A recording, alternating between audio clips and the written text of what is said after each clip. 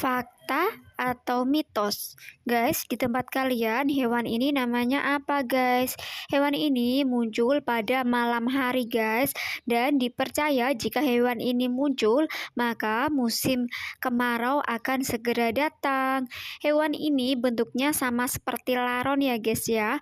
Hanya saja ukurannya lebih kecil daripada laron dan laron muncul pada pagi hari. Dan jika laron muncul itu dipercaya bahwa musim hujan akan segera datang, guys. Kalau di tempatku hewan ini disebut sulung, guys. Kalau di tempat kalian namanya apa? Dan ini fakta atau mitos ya menurut kalian?